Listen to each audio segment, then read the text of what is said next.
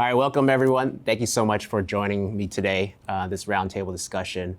I actually have some background in youth work back in the day, worked in Chinatown before, and so having you four from the Youth Commission join me today, it'd be very interesting to hear your thoughts, your concerns, and different things about what you guys are talking about at the Youth Commission, and also you personally from your generation, what are your concerns and thoughts. So let's just get right into it. Can we just start with introductions? You can start with your name, grade, school, and what led you to become into the Youth Commission? You could start with Emily. Yeah. So my name is Emily. I use she, her pronouns. I'm a senior at Wilmerding High School in San Francisco.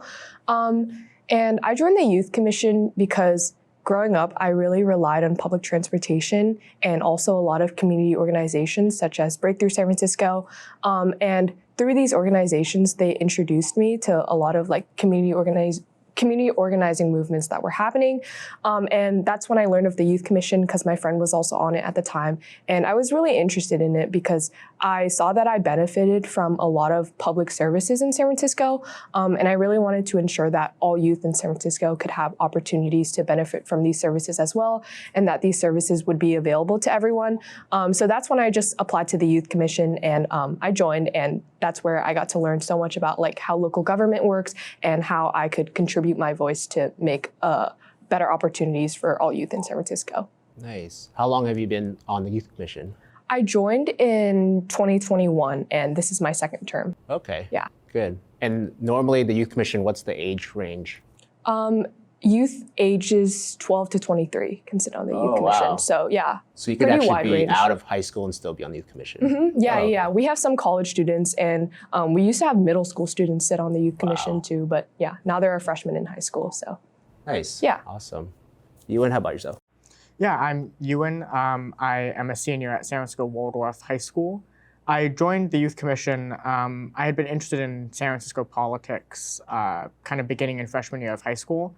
I volunteered on a local political campaign in the district attorney's election and really just kind of got into that process. And from there, did more campaigning and also got into youth advocacy and activism in the city.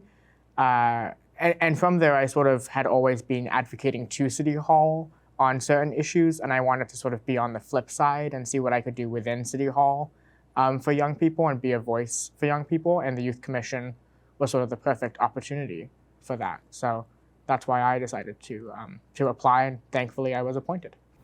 Great. And how many years have you been on? This is my second term as well. So beginning in, September of 2021? Yeah. Yeah.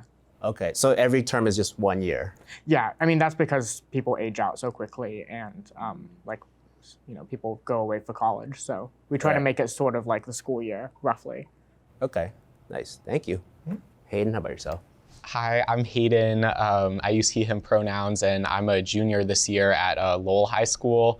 This is my first term on the commission, but I guess what kind of drew me to it is, like Emily, I don't know, I've always been super fascinated by public transportation. Since I was 2 years old, I had a babysitter, and her eyesight, she couldn't get a driver's license. So we would take the bus everywhere. And it was just very fascinating to see all the people, all the places I could go around the city. And just kind of as I got older, I would explore more and more. But I realized that, it's not as simple as just buses driving around. And I can be involved in, getting more buses out there, having more places to go to. And I think especially when the pandemic happened and all of the government meetings moved online, it became a lot more accessible for me. So I was able to kind of go and make public comments and see all the presentations, see all of the people on commissions and stuff. And I also had several friends who had been on the Youth Commission in the past. So I just saw it as a really great opportunity for me to advocate for young people, and because I feel we have a lot of needs and sometimes it's not always represented. Great, thank you. Jocelyn. Hi, I'm Yoselin. I use she, her pronouns. I'm a senior at the Urban School of San Francisco. This is my first term in the Youth Commission. And kind of similar to what everyone has said, I've always been very interested in politics and public policy, how legislation is made. So I actually spoke to someone who worked for my Supervisor Ronan. His name was Paul. He doesn't work with her anymore, moved to LA, but he really I was just really fascinated with like what he gets to do in his job, like what issues he gets to work on, the people he gets to speak. And he introduced me to the Youth Commission and said like, this is a great opportunity to like test out what you're interested in and like learn about local government. And so I applied, I got in. I'm very happy. It's really cool. Nice. So how many total in the Youth Commission, and like, is it like one per district or something like that? Yes. So it's one per district, and I think it's 5 or 6 from the mayor. Yeah, so every district, so there's 11 supervisorial ones, and then there's 6 from the mayor's office, Yes. 5 of which are like reserved specifically for minority communities to have representation, and then 1 is her appointee. So we have 17 total. Wow, 17. Yeah. That's great. It's interesting. Youth is such an intersectional issue. We're one of the bigger commissions in the city, but because youth is like everyone at some point in their life, right? Every community has youth. It's important to have enough seats to have voices of those different communities and their different needs on the Youth Commission. Yeah, for sure. Okay, so let's get into the nitty-gritty of it. I'm really, really interested to hear some of the concerns that either the Youth Commission is talking about right now, or even you yourselves personally. What concerns are you trying to like advocate for and stuff like that? Who would like to start? I guess I can start. Sure. So before joining the Youth Commission, I'm still very involved in like housing and like mass incarceration, criminal justice system. And so coming into the Youth Commission, I knew these were like topics that I wanted to like discuss and bring up. And so I'm also like in individual committees. And so 2 of the main topics we're talking about right now is youth incarceration and substance abuse, but also gun violence. And those are the main issues that we're talking about. So for youth incarceration, like what are some of the topics? Is it more about like the resources putting or not putting into it, or is it like? So one of the main things right now is talking about Juvenile Justice Center. I forget which street it's on. I know it's like by... I think it's like Woodside and Portola. Laguna Honda. Laguna Honda. Yeah. I know it was supposed to be closed last year, but it has not, because there's a lot of kind of uncertainty about like what's supposed to happen. I recently spoke to Chief Miller, who kind of is the probation officer at the center. So kind of discussing down like ways that we can support them to get that closed and have more equitable resources for the youth who are currently inside still. And just like relying more on like community members and family and friends instead of like abusive and harmful like police officers and like the justice system. Is there like, I don't know if it's same as youth, but for like adults, is there like racial disparities as well in the youth incarceration? Like, are there more? Yeah. So from what I heard from the meeting, there's currently like 14 youth inside. They range in age, but it's all like people of color and people from low-income families who are usually the ones who are more involved in the criminal justice system. Yeah, I read somewhere that like perhaps there could be more money put into the communities to help, low income or those kids that are, being not necessarily targeted, but like, don't have as much opportunities and end up in those, in those places. Yeah. Versus the other way, putting money into those. Yeah, I think it's always better to like fund organizations and programs. I think, Emily, you mentioned you're in Breakthrough. I'm in the SMART program, which also helps low-income first-gen students be able to afford education and like help them get to college and like teach them and like offer activities so that they, have more resources and like opportunities for their future. So yeah, just like putting more money into like programs, activities, and things that like shift youth's experiences to a more like positive one. Yeah, good. Any other chime in or another concern? Yeah, I can add on. I mean, I think like Yoselin said, investing in youth early is really important rather than like focusing on punishment whenever they do something bad. And I think that's something that really goes unsaid a lot of the time because personally from my own experiences, Breakthrough has helped me so much in my education. Like if it weren't for Breakthrough and all of the summer programs and all of the tutoring and just general mentorship that they offered me, which my parents couldn't offer me growing up, I really don't know where I would be right now. So I think like community organizations like Breakthrough and like after school programs funded by the city are just like so important for supporting youth early and ensuring that they don't go down the wrong path because, coming from like under-resourced neighborhoods and also like being first generation, it was very hard for me to like carve my own path. So finding mentorship in organizations like those has just been really important and crucial to like my personal development. and I'll say the science behind it too backs up all of this testimony, right? Violence, I do a lot of work in gun violence prevention, and violence intervention programs are honestly often more successful than police are in preventing gun violence in our city. Obviously, both are a part of the equation to ending the gun violence we see and the public safety concerns in the city. But I think that we've seen a lot of investment in them recently. We've seen them be quite successful. And I know I am, and I think everyone on the commission is interested in looking into how we can support those programs and have them work specifically with youth as well, and kind of get young people into that program early before they have an opportunity to, be put into these situations that cause violence to occur. Yeah. Yeah, I'd just say also the education system plays a big part, because it's great that we have a lot of community organizations, but sometimes it can't always be the most accessible. So one thing we are working on is expanding kind of outreach and access so people know about these problems. But also, within our education system, I was looking at data in regards to suspensions and expulsions, and similar to the juvenile justice center, it's overwhelmingly students of color and lower income students who are affected by that, as well as students who are often miss school, and there's a lot of reasons for that. Some of them relate to transportation and such, but it's just been exacerbated too by having distance learning. Not everybody had the same access to technology and such to stay connected and engaged in their education during that time. And I'll just add on, I feel like when people think about issues like, youth not attending school or not doing their homework or committing these petty crimes, there's often a moralization, and everyone's oh, they're just bad people, they have the wrong intentions, they're messing up the city. But I think it's just generally very important to investigate the root causes. A lot of these kids come from under-resourced neighborhoods, and they haven't been taught otherwise. For a lot of people, it's just been a means of survival. So that's why I think it's so important to look beyond the surface and no, there's no need to moralize all of these situations.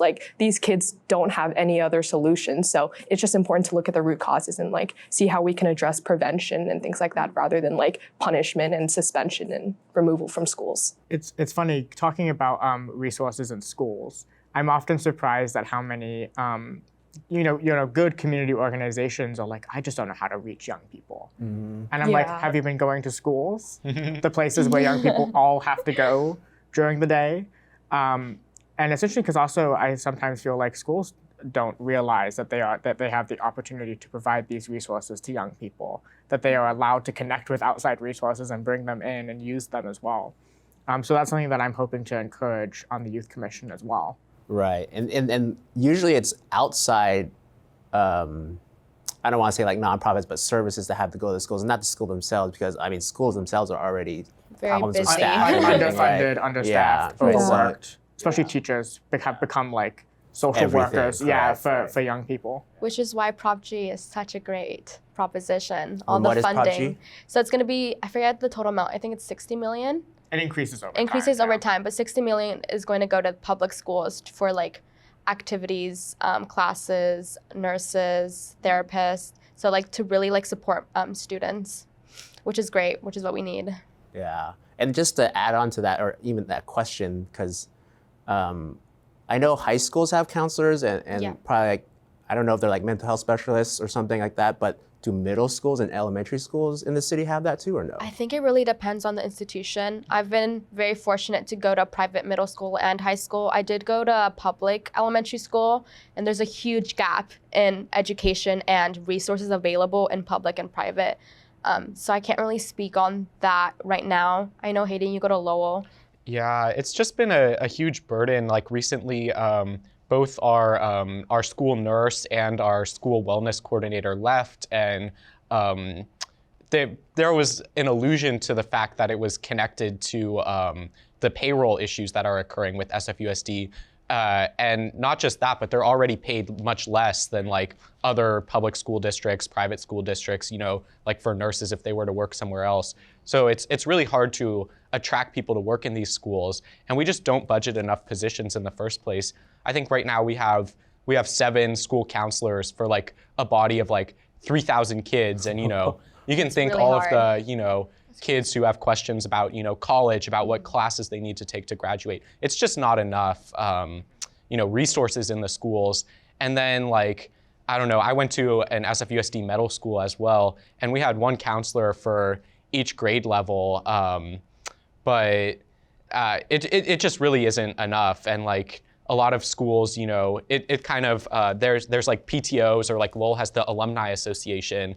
So you kind of see that the more, you know, affluent schools are able, you know, Lowell, we're able to fund like a second librarian. We're able to fund, you know, a nurse being there the full week as opposed to just 2.5 days. So, you know, if you get injured on Monday, well, you got a nurse, but Tuesday, you know, you're out of luck. And that's something that's happening in our schools. And I just feel like that's crazy because they don't have a, you know, affluent enough PTO or like PTA to fund, you know, the nurse. That should just be something that's like basic. You know, we shouldn't have to be, you know, asking for donations to fund a school nurse. Yeah. And that, you know, ties directly into the mental health issues that people are facing too. I mean, COVID was detrimental to everyone, but especially young people who spent hours a day online and away from mental health support in a really difficult time.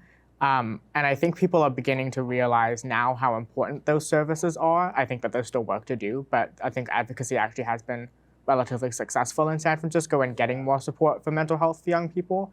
But it's this huge gap that we're now just catching up with. It was never a priority before the pandemic. It's beginning to become one now, but it is taking so long to catch up that there are so many young people who are struggling, who are waiting for support, and frankly, who are often falling through the cracks of the system that's supposed to help them.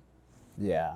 I mean, speaking from, I guess, an older person, no mental health whatsoever in anything growing up in school, anything like that. So even just the talk and the, you know, the progress in it is like huge, but of course it's just not enough still. But there's also stigma depending on your race and like religion, whether like mental health is even like a real thing. Right. And also what your mental health condition is too. Yeah. Right.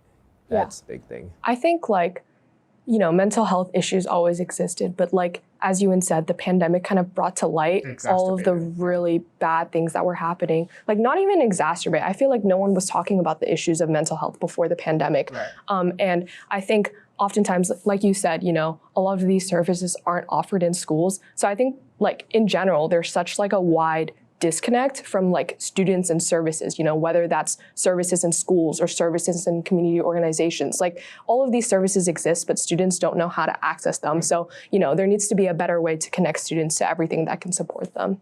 Yeah. So another concern, possibly, I know you brought up gun violence. Is that another concern you guys all have? I mean, I think it was just yesterday, the New York Times posted a story about how it's officially, in their statistics, has overtaken any other cause for death for young people in the United States. 19%. 19%. It used to be car deaths. But now number one is gun violence. It's gun violence. And also the racial disparities there are kind of incredible too, and really concerning. You know, I do a lot of work on gun violence prevention. Of course, there's a need for federal action. We are not going to solve the gun violence crisis in this country until we see the Senate and House pass actual gun safety legislation that restricts guns from getting in the hands of dangerous people. But there are still actions that we can take on the local level and on the state level, even in California, even in liberal San Francisco, that can help save lives, particularly around things like safe storage of guns. I wrote a resolution on the commission urging all San Francisco schools to send home safe storage information. And just recently, a state law passed that will actually require schools to send home safe storage information for firearms. Other things like violence intervention programs are incredibly important to helping end this crisis, building those community relations. And also mental health is a big part of that too. Access to a gun increases, I don't know what the statistic is off the top of my head, but gun suicides are so much more successful in killing the person than any other form of suicide. And it's so irreversible that access to guns can really exacerbate these issues too. And someone who might be struggling today and tomorrow, but in 2 years from now would be in a much better place with the support and medication that they need. There's an irreversible thing that they can do with a gun that they can't do with other ways of hurting themselves. Wow. And is it kind of the norm now to have like drills at school? Like, Absolutely. Yeah. Yeah. It's scary having to like go through that process because you never know if it'll happen. And the data is actually it's unclear a little bit, but it's also pretty clear that having these drills doesn't actually save lives. We now, unfortunately, in the United States, have enough data points of school shootings that happen in schools that do have lockdown drills and that don't have lockdown drills, that frankly, it doesn't make much of a difference. That there are other policies and things that we could work on that are less sort of traumatizing to kids as well. That would be better. That would be a better use of time and resources than lockdown drills. I'm not advocating against them, but I think that that's not really where our focus should necessarily be with preventing these issues. Lowell just hasn't done them at all this year. Or I don't think we did it last year. I think we did it my first year, but since then, we just haven't done them. So I don't know. It's interesting because I don't know. I just think too, like our school campus, like we have so many kids and people just wander on and off. Like, I don't know. I try not to think about it, but it's definitely like a thought in my head. Like anybody could just wander onto here. Right. Yeah. I think it's crazy. I mean, like ever since Sandy Hook, I literally started doing lockdown drills in like 3rd grade before I even started sex ed or anything. So I think growing up and like having to do that every year was really traumatizing. And I'm like, yeah, this could happen to me any day. So it's just really scary, and seeing gun violence get worse, like as I'm growing up, not even an adult yet, it's just really terrifying. Too many times I've walked out of school and checked my phone and seen a story about kids like me who were in a classroom like me all day. Yeah. Being shot and killed in that classroom. I mean, it's really astonishing to walk out of your last class of the day and check the news and see that, whether it's in Michigan and Texas and here in California, it was relatively random that it was that school. It very much could have been your school. And there's something that we can't really, there's a feeling of helplessness around that too, I think. Yeah. There was that story about the kid campaigning for Warnock, right? Yeah, he got shot. He got shot. A 13-year-old, I believe, was campaigning for Warnock, which he knocked on the door and I've been that kid. I was the kid in freshman year who was volunteering on a local political campaign, and of course, lots of people don't like campaign people. Right. I mean, it's reasonable. I get it, but having a gun in that situation made that 10 times worse. Right. Yeah. Yeah, I don't know. I was like not even like knocking on doors, just like walking up and like hanging door flyers this election. And like in the back of my head, I don't know, like I just thought about like, what if somebody like thinks I'm like stealing a package or like thinks I'm like trying to break into their house. Like, I don't know, like people next door posts. Especially, like I feel like in some like more like affluent neighborhoods, like, I don't know, I see next door, they're all like, oh, this like hooligan teenager is like walking up to my door, like he must be up to no good. So I don't know. It was a thought in my head. I was like, dang, like somebody, maybe it's not a gun, maybe it's a dog or like they send something on me, but. And this is not, I think people often think like, oh, we're in San Francisco, we don't have this issue as much. Especially in poor communities and communities of color, this is a consistent issue that we're still facing. And a lot of it has to do with the fact that San Francisco policies don't cover other parts of the state and of the country as well. San Francisco led the way with a ghost gun ban. Ghost guns are guns that you can buy online and basically put together yourself that don't require a serial number, which like gets rid of any kind of system of keeping track of guns that we have in the country. And we were the first city to actually make that illegal. And then California followed through with that as well, that selling that was illegal.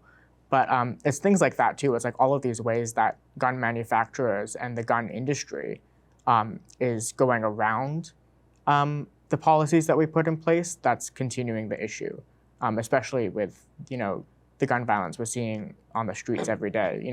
There are school shootings all across this country, but there are many more kids shot just walking home because they live in a community of color that has had this consistent issue. I mean, it's an astonishing It's an astonishing thing, and it's a uniquely American issue as well. And I guess like as a youth commission though, what actually do you feel you could bring up or, you know, advise in, like, because I mean, obviously there's many topics that have a lot of issues, but the gun violence is, I mean, it just hits home, I think, for everyone, especially for me and everything. But as a youth commission, how do you go about that? Well, I don't know much about the ghost gun ban, but our job is to advise the mayor and the board of supervisors on issues related to youth.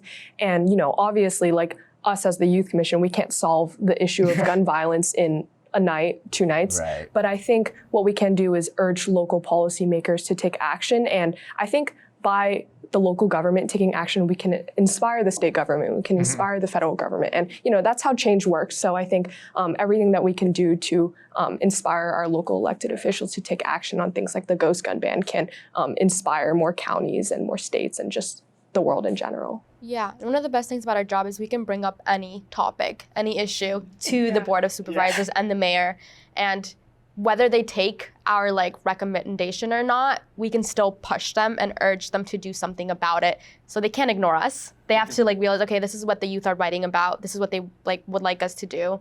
We have to do something. We can't just do nothing, because then that kind of looks bad on them. It's fun because the Youth Commission in San Francisco, and this is actually relatively unique to San Francisco as well, is actually a part of our city charter. Yeah. So they legally can't ignore us. Yeah. They don't have to take our recommendations. But we can keep pushing them. But they have to read our resolutions and they have to talk about these issues. Yeah. And I think most people in San Francisco are actually quite open to working with the Youth Commission. Yeah. But there's power behind that too. And I think that that's where a lot of the advocacy work we do gets its power. Yeah, but also there's many of the board of supervisors actually like care about us and like care about the work that we're bringing up. So it's not like they're just not reading us or like caring. Like they actually do like care about the issues and like read them and actually like consider them.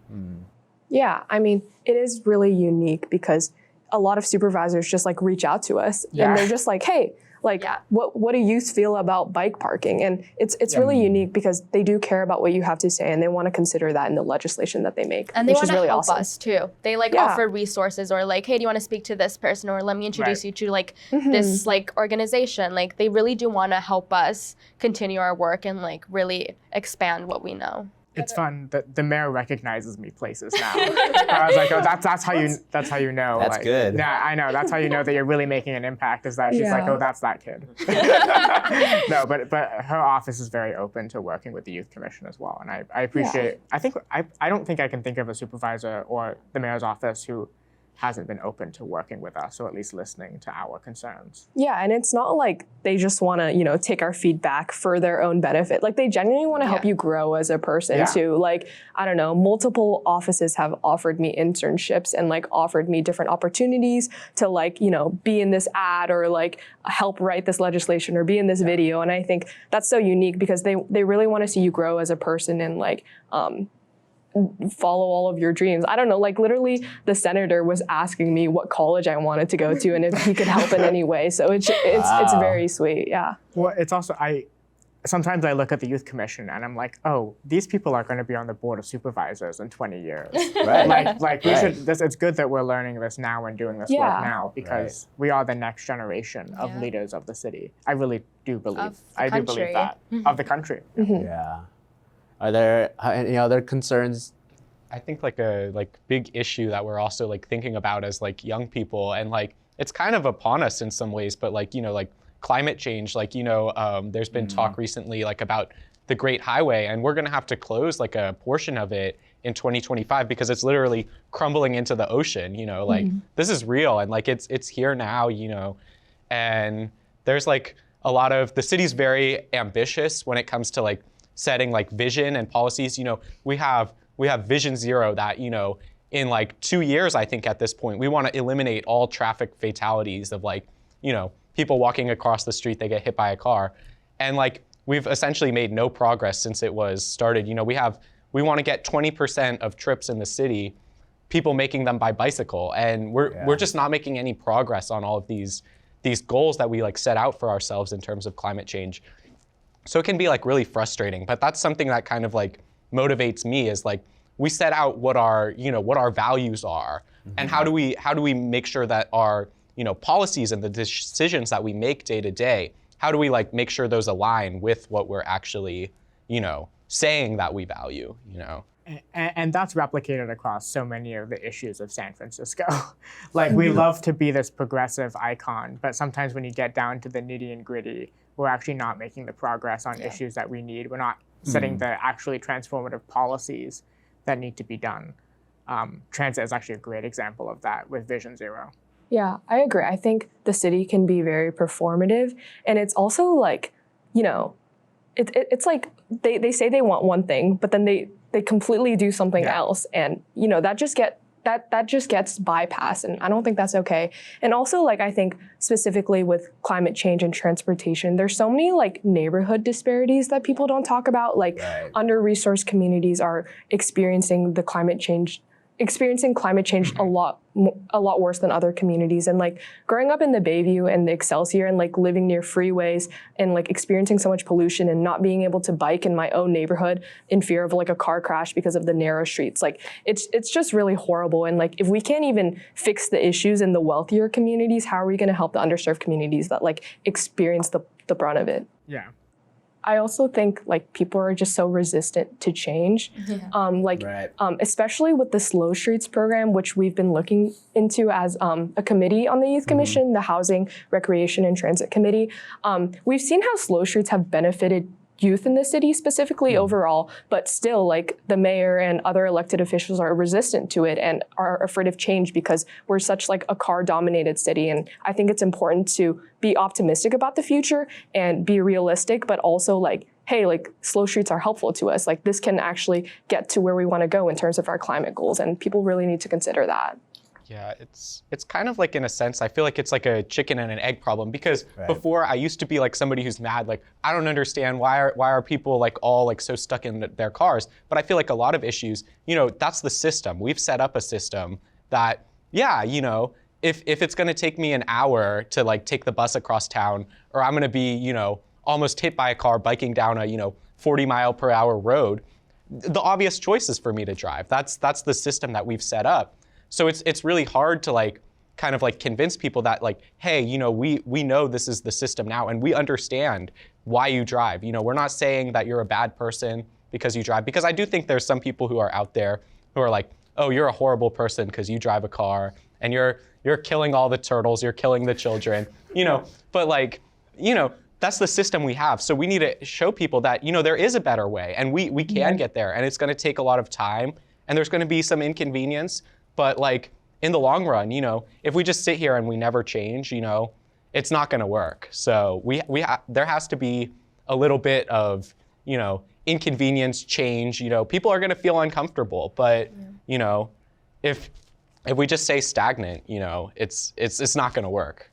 And I think that's something that the Youth Commission has been pretty big on, like making people uncomfortable, like elected officials holding them accountable. And I think like specifically with Free Muni for all youth, which the Youth Commission helped create, like, of course the SFMTA board was super uncomfortable. They were like, how are we gonna have money to pay for transit for all youth in the city? But the Youth Commission proposed that to them, and like they said, hey, it's really important. Like youth can't afford fares, they can't even drive. Like how do you expect them to pay to get to school every day, pay to get to their job every day? And since we proposed it, we've seen like so many positive impacts come out of that. Like youth can just hop on and ride for free and get to wherever they need to go. They have access to so many opportunities. And I think that's so important, like making people uncomfortable, showing them that change is good, and like being resistant to change is so unhealthy. Like it just makes us go in the wrong direction. So I think making people uncomfortable and doing our job to hold them accountable creates so many positive impacts for all youth in the city. And I think we kind of make each other uncomfortable too. Oh, you mean each other on the Youth Commission? Yeah. No, well, I mean, I remember our we do a retreat before we begin every year, just to like see what people's priorities are and to like meet each other. And we had some intentional uncomfortable conversations in there, recognizing the privilege that people hold, recognizing the backgrounds that people have and how that impacts how they view the world as well. I think that's really important too. And I think that's often missing from the conversations we have in the city. I often see two different groups fighting about, housing is like the ultimate issue, right? You see people on one side saying like, we have these systemic issues of not approving more housing, of not building more housing. And then we have people on the other side who are saying like, I'm also just concerned that my neighborhood is going to get gentrified. Right. And it's the lack of dialogue and the lack of being able to be uncomfortable in that division and have both parties in that division that I think often stops this progress. Like we have so many unnecessary divides in this city, especially in the city's politics, that are the reasons that these issues are not being addressed. Like we all have the same issues. Honestly, people in San Francisco all agree on what the solution should be. We want to see less homelessness. We want to see less crime on the street. We want to see more people getting the services that they need and more people getting stable housing. But because we're not willing to like sit down with each other and have made these strong divisions and are so resistant to changing our opinions as well, I think that that's one of the reasons we're seeing, so many people, San Franciscans, especially within the last couple of elections, have expressed this like, we keep voting on these issues. Like every politician promises to solve this problem in their own way, but it's never really getting solved. But we also see people moving out of San Francisco, going to Oakland, Richmond, leaving San Francisco because we can't fix these problems. Yeah. And then those cities are being also like having more housing problems as well. And to add on to Ewan's point, I mean, like, I think from the, not even 2 years that I've been involved in San Francisco politics, I've seen so many patterns. Like it's the same props every year, just named a different prop. And, there's no change. And like Ewan said, I think that's why it's really important for us to just like sit together and have a conversation like this. And I think like, that's why being involved in politics as a youth has been such like an enlightening experience. Like it's really uncomfortable, but I think discomfort brings a lot of positive change. Like, I find myself arguing with other youth commissioners about like so many different topics, and I've been able to like realize so many of my own blind spots and like where I've developed my perspectives and like where I can improve by listening to other people. And I think that's why, youth involvement in politics is so important, because you're exposed to different perspectives and like you're exposed to your own perspective. And it's really introspective in that you're like, why do I think like that? Like, why do I have this opinion? So that's like a way I've grown so much on the Youth Commission, being involved in all of like the really intense discourse in San Francisco and like try to find my own perspective in light of all of that and just like being really introspective with myself and other people. And it's worth saying too, like, people are often asking me like, why aren't more young people involved in San Francisco politics? We have a very engaged like group of people in San Francisco, including young people who are doing activism. And there are a lot of people doing political activism and organizing, young people in San Francisco. But I'm also like, because whenever we have these conversations, we try and put people into these like obscure groups that, like moderate and progressive. And I'm like, that's just not how issues work. Right. And that's such a toxic environment to like, particularly put a young person who's also still trying to like learn in as well. I think I've definitely felt that on the Youth Commission, not between ourselves, but outside of the Youth Commission, like in city politics and city government, being put into one of these boxes. And I'm like, I don't really know where I lie yet either. I'm still, like, a big part of the Youth Commission is learning about the issues. I did not come on the Youth Commission with an opinion on every issue we've ever dealt with. I had to do research. I had to talk to people. I had to hear different people's opinions in order to determine how I felt about something. We often don't give people the space to do that either. I agree. I think in San Francisco politics, there's like a need to put labels on people. And especially I've seen like with the whole Board of Ed stuff with the Lola admissions policy, like I remember like I was in an internship and they really expected me to have opinions right away about like how I felt about certain issues. But like Ewan said, like I'm a youth, I'm still learning about how to form my own perspectives and how to like engage with other people's perspectives respectfully.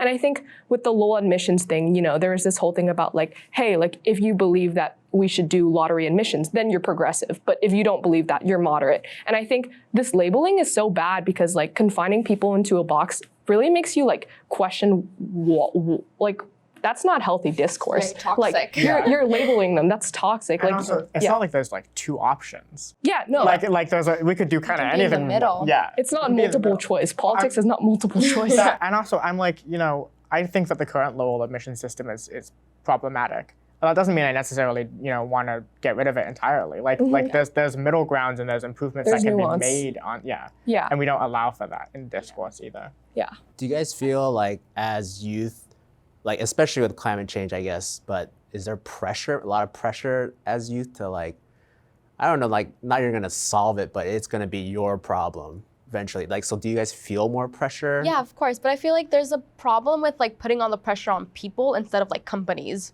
who are like the most responsible for like toxic air emissions and things like that. Right, plastic. Yeah, oil plastic, companies, like right, like telling everything. us to like stop using like plastic straws, but it's like the big companies that use like plastic bags and plastic containers. Yeah. But yeah, there's definitely a pressure on youth to like fix this problem because it's like the older people are like, well, we're not going to be in the world much longer, so why do we have to fix anything? It's crazy too, like how much connected like every issue is. You Yeah. know, like I don't know. I was in Richmond the other day, which is like very like underserved community, and like they have the big like Chevron refinery, and it's like pumping like smoke into the air, and it's just like the big freeway is running right by, and like I don't know. I just think like everything is like so connected, and we need to do so much. Like when we were talking earlier about like people getting to schools, well, transportation is a big part of that, and like free Muni. Like everything is so interconnected. It's crazy. So it's like hard like sometimes to like I know like I'm like, oh, this is an issue. We need to do something about it. But it's hard to like really like, because you really do need to figure out like the root causes of everything. And like, but I think like what Yoselin said is very true. Like it's really hard to like, like when there's a drought and they're telling me, oh, shave a minute off my shower. I'm like, okay, but there's all these people like growing like, livestock and like agriculture that are using, millions like times like- more water than me. Like, I don't know. I like in some ways, like I understand like there's like a personal like aspect to it, but we need like more like Right. big like policy changes. More We're not going to solve responsibility. this. I can't solve this alone. And I think like that's something that the commission shows is like really like, because I don't know, I didn't really like come into like this work like as a part of like any like big like groups or organizations. I was just kind of like doing my own thing. And then like kind of like when the pandemic happened, there was kind of like this like coalition of people came together to like save Muni service. And like that's when I really saw like we were getting results. And I'm like, this has to be something we all like come together and work on.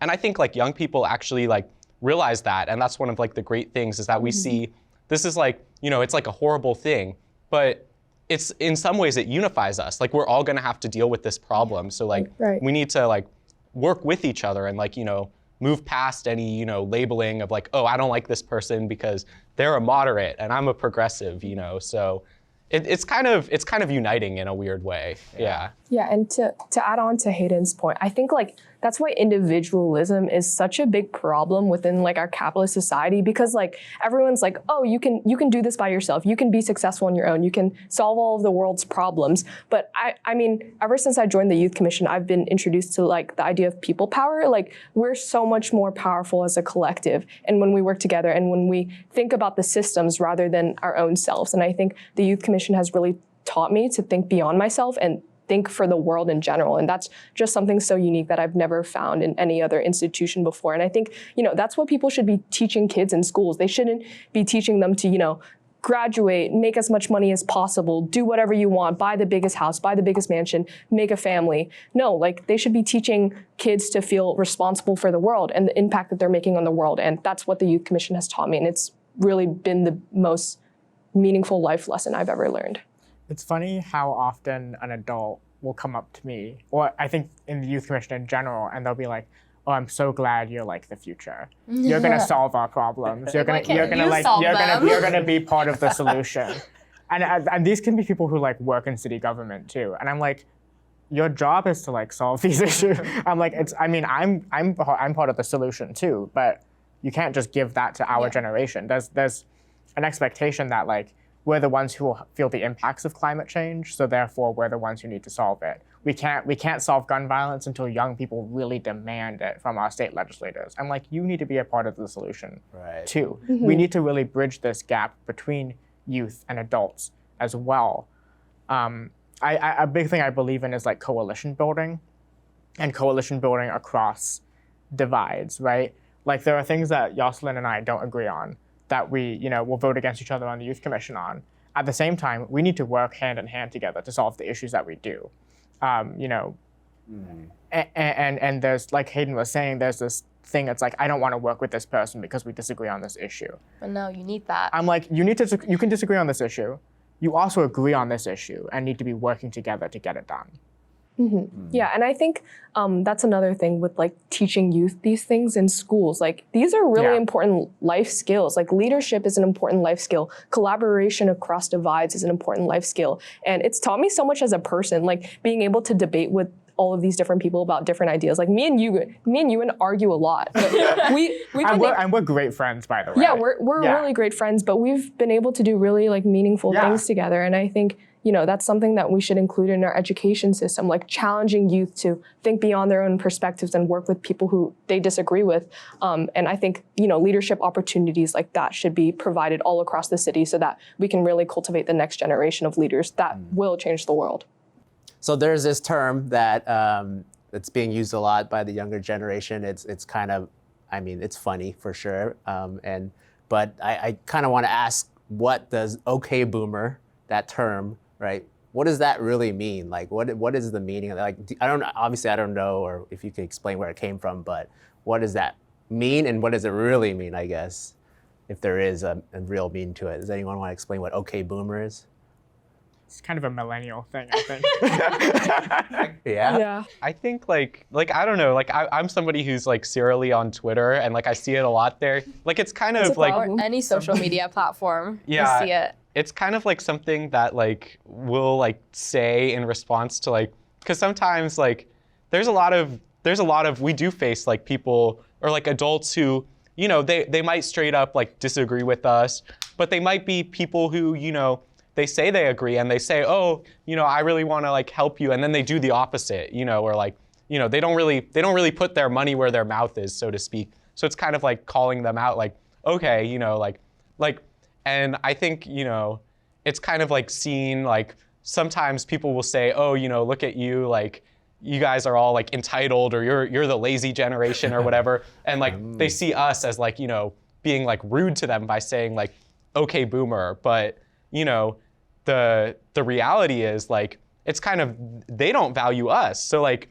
you know, I don't get any respect from you. So like, why am I gonna, you know, go and like support whatever you want or agree with whatever you say? Like, I don't know. I feel like, yeah, there's like this weird, like twisted, like power structure, or like, you know, they always tell you like, respect your elders, but you don't respect me. So, you know. There's a huge gap between adults and youth nowadays. They like don't like care about our ideas, or like think that like, oh, you're still too young. We've had more like life experiences. We've been in school longer. We've seen more, so you won't understand. So you can't speak about this. And like as youth, like, okay, that might be like maybe true, but like also our opinions matter, and we've also been through things. We've seen things, and you should like care about our opinions as well. So yeah. Okay, boomer. I think it's interesting. It's a funny meme, but it actually speaks to this issue of like how much space are different generations taking up in the conversation. And Gen Z, I think, is very willing to like demand space a lot more than other generations and other sort of political movements are. And Gen Z is like, what, late 90s to I think it's 97 early to 2010. Yeah, something like that. Age. Us, basically. Yeah. I think everyone on the Youth Commission right now is Gen Z. Yeah.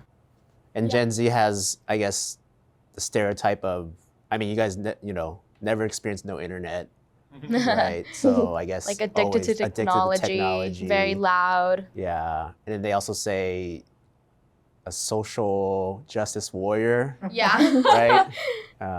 So I don't know. Those are some of the stereotypes I've heard of, right? Yeah. I think the best thing about Gen Z is when needed, we like come together, we like unite and like really fight for what we need and what we want. And we're fed up. And we're just like exhausted with nothing getting done. Yeah, I think that there really is a push within our generation to be like, guys, like this is so dumb. like adults have been arguing over these issues for 40, 50 years, and we're so over it. Yeah. We need to move on. Exactly. And we need to like actually solve these issues instead of just perpetually talk about them. And I think that's true on the local level, on the state level, on the national level, and globally. Yeah. Emily, Joselin? Oh yeah, I mean, I was just gonna say, I feel like the term "okay boomer" is kind of like a justification for like the massive divide that, you know, exists between our generations. And, you know, we've seen that because there's so many technological advancements happening every single minute, every single second. So it is creating wide divides between us and the generations that came before us. But I don't think using the term is an okay way to justify that we don't have to work with these people. Because like Ewan said, we do have to work with these people to achieve meaningful change. These people are making the decisions that will affect our everyday lives. And if they don't have a perspective on how we're impacted by the issues, no change is ever going to get made. And I think that's why the Youth Commission is so important, because, you know, the mayor, district supervisors, they're making decisions on everything that affect our lives. So that's why it's important for us to have a voice in City Hall, because they need to work with us so that they can create better outcomes for all youth in San Francisco. And we still, I think it's important that we recognize that there's a lot we still have to learn as well. Like, I think part of OK Boomer can be dismissive of like generational knowledge that we need to get as well. And I think it's possible to both demand change from a generation and learn lessons from them at the same time. Right. Yeah. Has anyone used it yet? No. Has anyone said it? I've never used it. We've used it as a joke. We use it against each other as a joke, I think. But I don't think I've ever been told a person like, OK Boomer. No. I've kind of thought it in my head. Like, I feel like a lot of times there's like this like thing where like, it's kind of like a form of like gaslighting, where I'll have like a like personal experience, you know, and like, that's my experience, and I'll like share that with people. And the first thing they tell me is, oh, the statistics don't support that. Oh, my experience doesn't support that. Oh, that shouldn't have happened. But, you know, that's just like, they try to like dismiss me, like that my like personal experience can't possibly be valid because they've done, you know, research that may or may not be valid. You know, maybe their research didn't include youth at all. So there's no way that the research like included my perspective. So like they'll like kind of invalidate me, and I just kind of like, you know, I don't say it to them. I don't want to be like super rude, but I'm just like, sure, that's what you think, you know, like. I think also for like career expectations, one of the things that I love about like the youth and like younger people is that we don't let companies, how can I say this and like not saying a bad word? Can I like us over? Like we have more like salary expectations, like, because I know that sometimes companies will give you like the low ball, and people are like, no, we want transparency. We want to get paid what we need to get paid. Because like even like minimum wage living, and like you can't afford to live in a city with like what $100,000 you need maybe to like live well. So I think that for like careers, it's also like which career will give us the most money to be able to like survive in this world, which is like also where like tech and like comes in and like STEM. And it's interesting too, like it's very taboo to like share your salary, but it's becoming much more of a like encouraged thing. That's what I heard. So that especially between, you know, genders and races in a workplace. And I would feel very comfortable. I mean, I currently don't make a salary, but you know, post college when I get a job, I actually think it would be really important, especially as like a white male, to share that information with others as well, just to like be aware of disparities and to rectify them as well. That might be a generational thing too. Like I feel like it was very taboo to talk about your own economic situation, but we also like as Gen Z complain to each other a lot about it because we're like everything. I mean, we're also growing up in a time of like incredible inflation post COVID too. Like literally everything is so expensive. But my parents were like, how does it cost like $5 for a cup of coffee? I'm like, well, let me tell you about like textbooks in college. Like, everything's much more expensive. Yeah, it's so weird. Like, I don't know. I work for the city, like in a job outside of this, and like, you know, I don't know. I just like think it's like cool because it just lists the salary when you apply. And I looked at like other jobs, and I'm like, wait, that's not like the standard. They don't just like tell you how much you get paid. Or like somebody was telling me like about like buying a car, and it's just like the weirdest thing, like our society where like, you know, you go to the car dealership and it's not like a price, it's like who's the best negotiator, you know, like it's kind of a weird thing. Like, I don't know, I just want simple. I want to like walk in and know how much I'm gonna pay, you know it. Yeah. Well, it's like too, like I think, I don't know, I feel very aware of like the value of my work, especially like doing this work as well, which is like demanding and hard and unpaid because of just how the city is set up.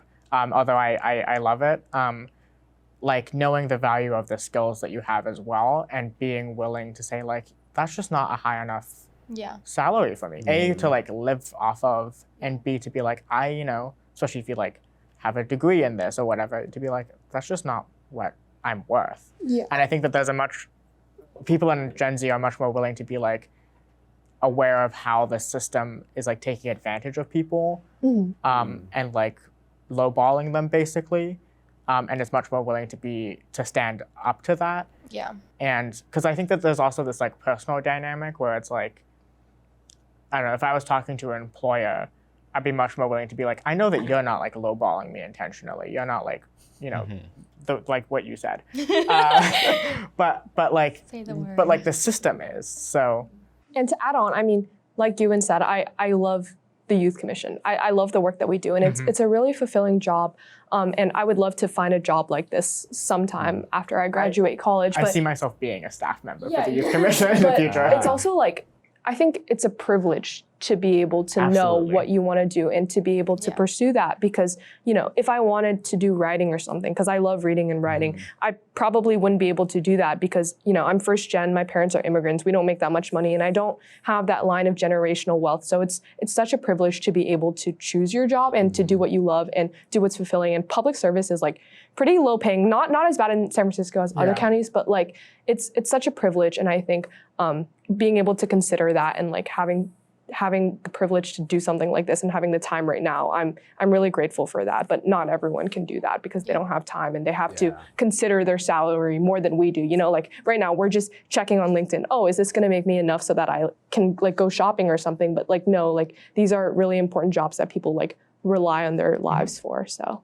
yeah. So is I mean, we talked about it a little bit already, but is there a stigma about youth in politics and like? For sure. Yeah, like I mean, do you feel it? Where do you feel it, or do you feel it at all?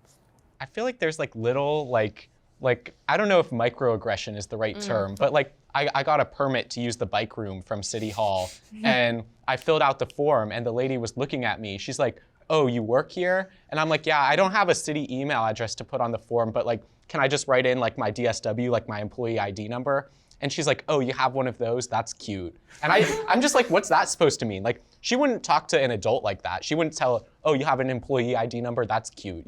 Like I was just like, wow, okay, like in that moment. Yeah. Or like, I don't know. I don't want to tell too many of my stories, but Yeah, sometimes they don't take you seriously because No, they again, you're a don't. young person. Like, I remember what walking are you into doing here? I remember walking into supervisors' offices. We were like inviting supervisor, they're like legislative aides to an Yes. event or something. Yeah. And a couple of times we walked in there and they were like, "Hello." They're like, Oh, "Why yeah. are you here?" I'm like, first of all, this is a public office that like anyone can walk into. But second of all, like, we're commissioners.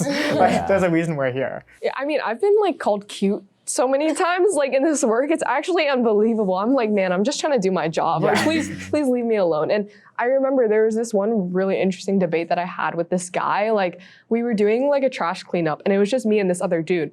And we were talking about this book that we read about like youth involvement in politics. I forgot what it's called, but he was basically saying like, oh, like, I don't think youth should be involved in government because they're just going to be sad. They're going to be disillusioned by like how much our government can't do. And I'm like, dude, and I tried my best to argue with him very respectfully, but like that's such a bad take because I think youth should be taught to be optimistic rather than be pessimistic about where we can go in the future. But like a lot of adults think otherwise. Like a lot of adults surprisingly believe the same things that he believes. Like they think that, youth should just do their little thing, go to school, In that have case, fun, they should not get be in government if they really think that way. Like, if you're not going to create change, why are you there? For the money? No, yeah. And I think that there's also an issue that the youth commissioners have felt before too of like tokenization. Oh, yeah. And just being like, a politician would like someone photo op. a photo Oh, op, yeah. or just like 100%. someone stand Yeah. next to them at a press Right. conference who's young, Yeah. and they can be like, "Look at this youth leader that I'm like promoting," da da da da, Right. Yeah. and True. and then they like leave, and there's no like actual mentorship there. So there's a big difference between mentorship and like tokenization. Yeah. And Right. I actually think we do it's a relatively good job here in City Hall. I think most people Care about us. care about us They and don't actually see it they that way. they don't see it that way. But there have definitely been times too where I'm like, it's even from people who I think of as like people who are mentors who really care about youth, where I'm like, you just want me here to like stand next to you for a photo op. Yeah. And I'm like, Yeah. I don't think I'm willing to do that without having a conversation with you about this issue. You can definitely tell when meeting someone or like being at an event with them when they're just like using you versus like if they actually care about what you have to say. Yeah, and I think like as a youth commissioner, it's so important to find the balance between like being used for like tokenization, but also like using that clout so Yeah. that Take they can, advantage of it. Yeah, you should take advantage of Because you that. are standing next to an elected official. Yeah, and it gives the Youth Commission more prominence. And I mean, Right. hey, like if that helps us do our job, might as well. Right. But it's important to find a balance and to be able to make sure that you're not being taken advantage of. I think something else that's just like really interesting is like I don't know. I feel like I don't know. I mentioned this earlier, but I kind of feel like oh, you know, I didn't really have I don't have any like training going into this. I just like kind of have my own experience.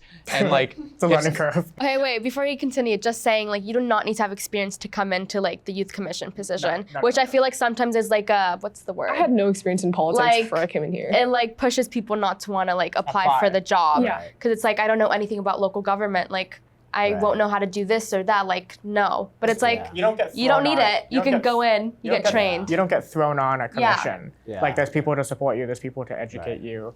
But I do feel like in some ways, like I'm expected to like know a certain like thing or like behave the way like the political like machine kind of like wants me to, and like you know like oh you know be professional and you know smile when the presenter is like obviously like lying to me and stuff and thank them for coming and like you know that's just not me. Like I Right, like don't right. Yeah. don't feel like you're gonna like disrespect me and like lie to me and then expect me to be nice because I'm supposed to be nice to you. You know like I don't know. And I feel like people feel like they can get away and like that I'm not gonna call them out or I'm not supposed to call them out as a young person. You know I'm supposed to like oh thank you so much for your time. You know thanks for valuing my poor little youth commission. You know like no I'm like you I don't know. I just feel like you wouldn't lie to the board of supervisors like that, or like if you did, you know, you would get called out. So I'm gonna call you out, you know, and like Yeah. there's kind of like this expectation that we're supposed to like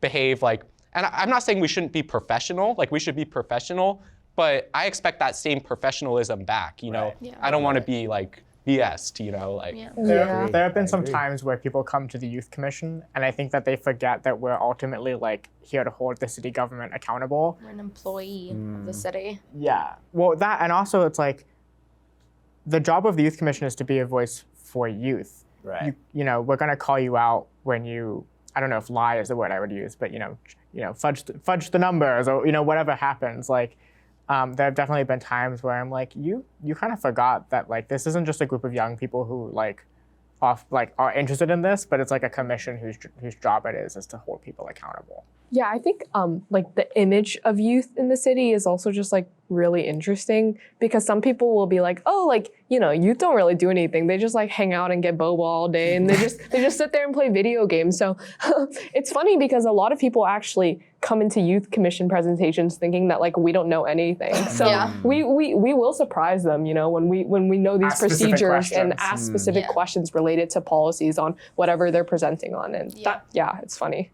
So is it, I guess, not youth commission, but in general as youth, is it a challenge to get more youth being interested in politics? And is there anything the youth commission is trying to do to help that? Well, I think just bringing more awareness of what the Youth Commission is and like what resources are available for people to sign up and join. I know that's something that our community outreach members are trying to do. Yeah. Like last year, I was a comms officer and we did this thing where we made Instagram posts about campaigns that the Youth Commission has worked on. So we detailed like the Vote 16 initiatives, we detailed the Free Muni for All Youth movement. And I think being able to put our work on social media and also being able to put like legislation referred on social media is so important because it teaches youth that like, hey, like you can have a voice in all of these city policies that are affecting your lives and you can have a voice in all of these big movements. And I think making the Youth Commission as accessible to everyone as possible is really important so that youth can get Explain involved. what Youth 16 is? Oh yeah, Vote 16 Or Vote 16, is sorry. an initiative by the Civic Engagement Committee of the Youth Commission, and it works to lower the voting age to 16 in all city elections. And San that Francisco one specifically. yeah, San Francisco city elections, and you know, it's actually received a lot of support from the Board of Supervisors, but it lost by like nearly 3% in the first election in 2016, and then 0.5 or something. 0.5 in It the was- next election. Yeah. So we are working to get it on the 2024 ballot again with more voter education, with more voter outreach, because we believe it's really important that youth get involved in voting early because, you know, it instills a habit in youth that voting is important. I think, you know, kind of I touched on this before, but a lot of young people are interested in politics, but I think are also scared to get involved because of how toxic it can be. And I feel like I've also heard from so many young people that like their first interaction with politics was like negative, and so they were like steered away from it. And I've definitely had plenty of negative interactions and situations happen to me with political activism, but I also think that the sort of environment that we have on the Youth Commission and are trying to create more generally within youth advocacy and activism in San Francisco is positive and supportive.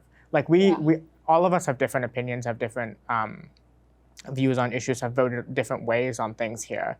But I also know ultimately I can go to any of the people around this table and on the Youth Commission to be like, hey, this was like a bad experience that like I felt, X, Y, and Z about, or, I'm in this situation, can we talk about it? Because we all are sort of in the same boat of like, sometimes things don't go our way. And because we're young people, we have certain experiences that we want to share with each other as well. Yeah, and I think something interesting about the Youth Commission, which I found when I joined, was that like, you actually don't need to know much about politics to be on the Youth Commission. Like my perception of it was that, I need to know all of these like US amendments and like I need to memorize the Constitution or something. But like, I think that's what a lot of people think that the Youth Commission is. Like you need to have all of this abundance of political knowledge to be on the Youth Commission. But like really when I joined, I realized it was less political than that. It was a lot about like community coalitions and just, speaking from your own perspectives and like where you come from as a youth in order to better outcomes for everyone in San Francisco. And I think that's important because it's like, I think the discussions in the Youth Commission really encourage people to talk about where they come from and like what they truly believe rather than like, affiliation to a political party or something. Like that's not what the Youth Commission is at all. I remember when I was applying to the Youth Commission, I'm pretty sure I reached out to you and I was like, I don't know anything about politics. I'm really scared. Like, what is going to happen during our first meeting or our retreat? And you were like, no, you'll be fine. You'll learn along the way. And that really is like, for any youth who wants to get involved, you don't need to know everything. You'll be like trained and like taught along the way. So really just like take initiative, join it. Don't be scared. And also people get turned down from the Youth Commission. Like ultimately it is supervisors and the mayor who decides. There are also other opportunities to get involved with. Reach out to Youth Commission staff. The Youth Commission like seats people on other bodies, and then outside of the Youth Commission, there's a whole other area of politics and of policy work as well. Like I'd also say anyone who's watching this being like, I don't know if I want to be on the Youth Commission, or I applied but didn't get on. There's still so many ways for you to get involved. We have a website that you can find our information on. I really encourage that because you don't get started until you get started, and then once you get started, you kind of just keep going, and then eventually you end up in a seat like this. Yeah, I think like it's so funny because involvement in politics is such like, it's like a little ball rolling. And then there's like a million little balls rolling, balls in reference to like opportunities. And it's just like, it's crazy actually. Cause like the first thing that I did was just like an internship where I like cleaned the streets in San Francisco. And now I'm like on the Youth Commission. So you can also volunteer for your district supervisor. That's a great way. Like if you're not sure about the Youth Commission, or if you're not accepted the first time, volunteer for your district supervisor, try to like form a relationship with them or like whoever is in their office, and then you can apply again into the Youth Commission. I think like the other thing too is like as much as there are people involved, there's a lot of people who aren't, and it's kind of actually a great opportunity because I feel like the biggest thing, you don't have to know anything special. You don't need to, have like learned anything, just show up and, live your experience. And you don't need to be on a, city commission. Our meetings are open to the public. You can show up to the Board of Supervisors and make a public comment and just speak your truth and, just know your own experience, and it'll get you pretty far, honestly. And people will recognize you. I was just like some little kid who would go to the MTA Board of Directors and now they know you. And I was at like some random event and like, they like came up to me and like hugged me, and they're like, oh my gosh, you're Hayden Miller from like our meetings. And I'm like, oh wow, like I really like, I felt like somebody. I'm like, wow, like these people know me, and like, they don't always vote the way I want them to vote, but they listen and they hear you. And like that's what government is there for. Like just remember, like at the end of the day, it might not always go your way the way the government works, but they're there for you. That's the whole purpose of government, is to serve you. So, and the Youth Commission has public comment on every item Yes. and every motion we ever make. Every show up. city commission does. Our meetings are open to the public. We want to make space for you. We want to hear from you. Yeah. Please come share your opinion. And you can also, like, even if you can't make a meeting, you can always like write public comment into. And I'd say, like, especially at the like it's like hyper local, the Youth Commission. Like, we only represent young people in one specific area in one specific state. So that's where your public comment is going to have the most impact too. A couple of times people have reached out and I'm like, oh, this is an issue I didn't realize like needed to even be addressed. It didn't cross my mind.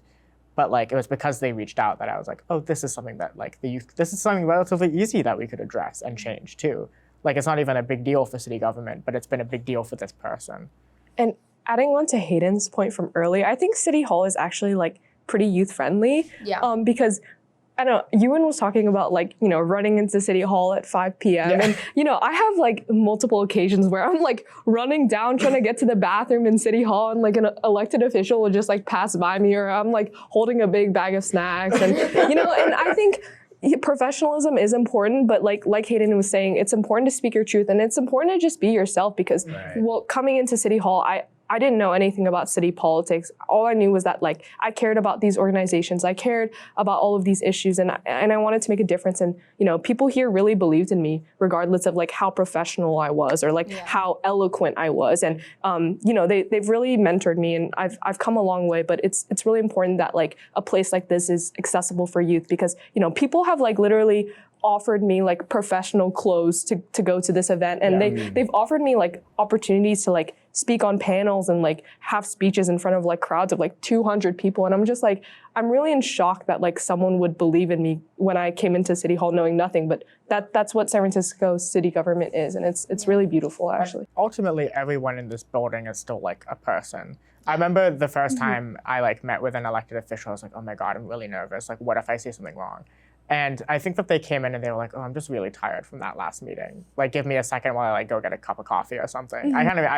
This is, you know, but there are moments too where I'm like, oh, it really, like, we ultimately are still just students who spend most of our days doing, you know, in high school.